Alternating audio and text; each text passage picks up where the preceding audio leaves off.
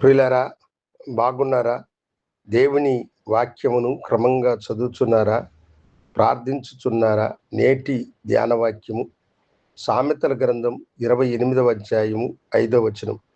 యెహోవాను ఆశ్రయించువారు సమస్తమును గ్రహించుదురు.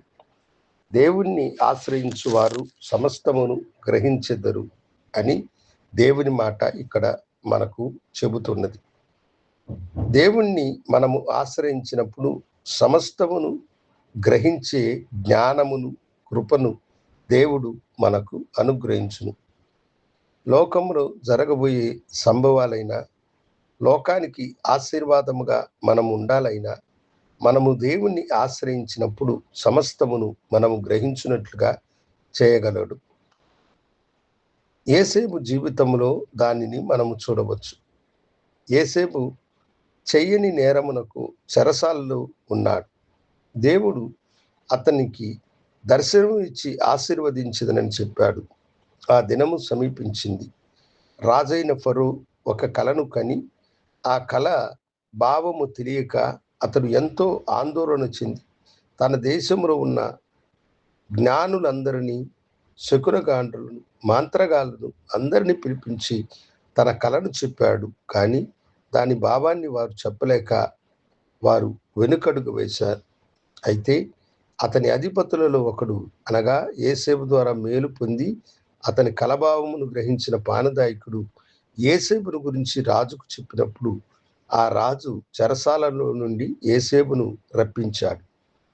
7 సంవత్సరములు అనేటువంటి మాట, అనగా 7 ఆవులు ఏటి ఒడ్డున బలిష్టమైనవి మేయుచున్నవని, బక్క చిక్కిన ఆవులు వాటిని మృంగివేసినాయన్నది అతడు కనిన కల. ఒక దంటుకు 7 పుష్టి కలిగిన వెన్నులు పుట్టాయని, దాని తర్వాత పీలవైనటువంటి బక్క చిక్కినటువంటి వెన్నులు వాటిని మింగివేసినాయన్నది అతడు చెప్పిన కల.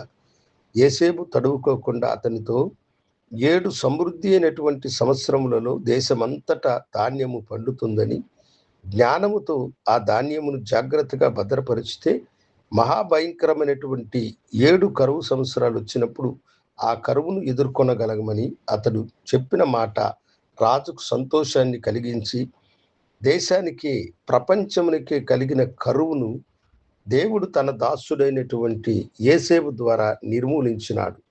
అదే ఇక్కడ మనము చూస్తూ ఉన్నాం. యెహోవాను ఆశ్రయించు వారు సమస్తమును గ్రహించుదు. మీరు దేవుణ్ణి ఆశ్రయించితే సమస్తాన్ని మీరు గ్రహించేటువంటి జ్ఞానము దేవుడు మీకు అనుగ్రహించును. సమర్పించుకుందామా? దేవా, నీ బిడ్డలు నిన్ను ఆశ్రయించినప్పుడు సమస్తాన్ని గ్రహించే జ్ఞానము వారికి అనుగ్రహించమని, మా కొరకై కల్వరి శిలువలో మరణించి తిరిగి లేచిన యేసు నామమును అడిగి వేడుకొంచున్నాము తండ్రి. ఆమేన్. శుభోదయం. ప్రభు మిమ్మల్ని దీవించునుగాక.